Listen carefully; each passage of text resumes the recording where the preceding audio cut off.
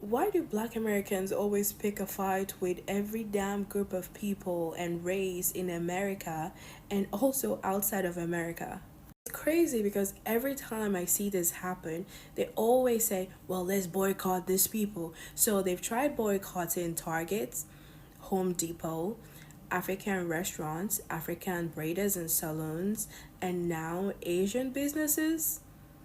And what's funny to me is that they always try to use this movement to boost like black businesses or support black businesses. Yet I've seen so many videos of you guys complaining about black businesses, saying that black salons and nail techs and hair braiders, they overcharge. They always want us to pay upfront fee. Other people don't do that, and they're very rude and they cancel all the time. There's so much complaint. And then when it comes to even black restaurants, like the ones that Keith Lee have reviewed, the customer services are ridiculous. And now even the black servers have complained that the people who stress them out are black people because they don't tip or that they leave the restaurants without even paying. Those are just a few.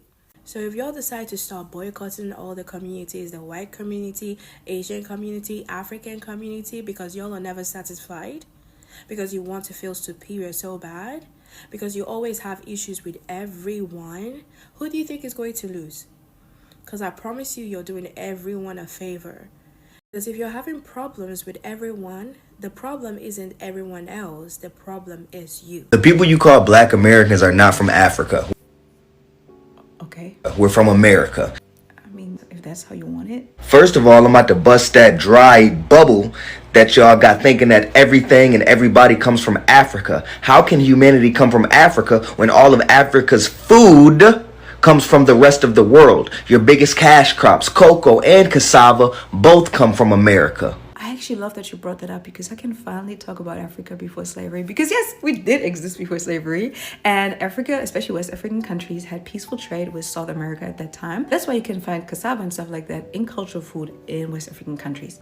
Because West African countries discovered America way before Europe did, way before.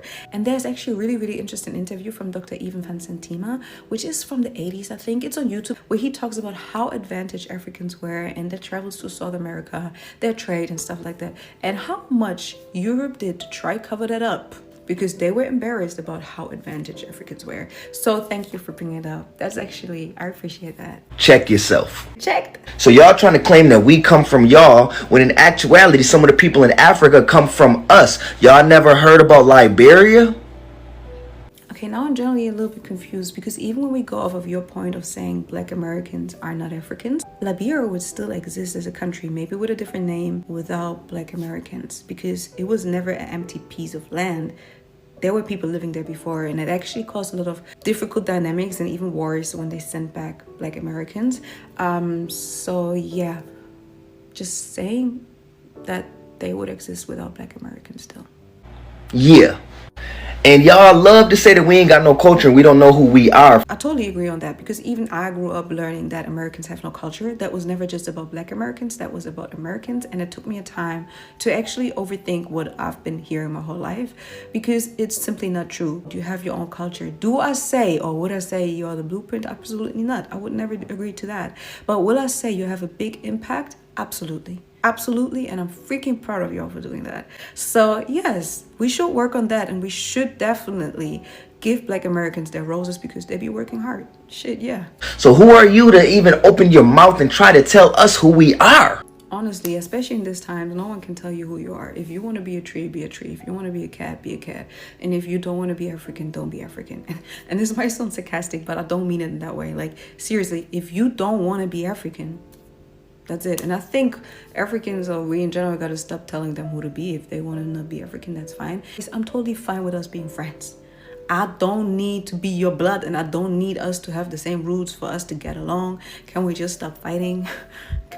Welcome back to the channel. Today we are reacting to this video where this black American woman raises some controversial questions about boycotts, cancel culture, and community activism. She asks whether repeated calls for boycotts are helping people achieve meaningful change, or whether they sometimes end up hurting the very communities that organize them.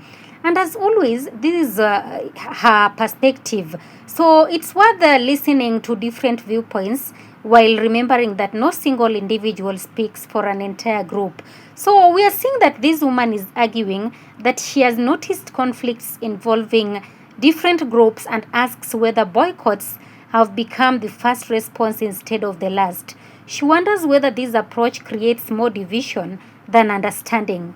And that's an interesting question because history shows that boycotts have sometimes been powerful tools for social and economic change. At the same time, not every boycott succeeds, and not every campaign produces the results its supporters hope for. So when people organize a boycott, the goal is usually to use economic pressure to encourage change. Sometimes businesses respond by changing policies or practices. Other times, businesses survive while the people participating in the boycott experience inconveniences or unintended consequences. So this raises an important point that before supporting any boycott, people should ask what the objective is, how success will be measured, and whether there are realistic alternatives. Another issue discussed in the video is whether public disagreements between communities have become more common online. You know, social media will amplify the loudest voices.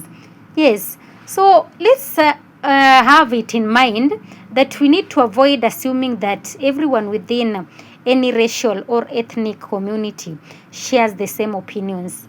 You know, Black Americans, like every other community, they hold a wide range of political, social, and economic views. And some people support boycotts, others oppose them, and many fall somewhere in between.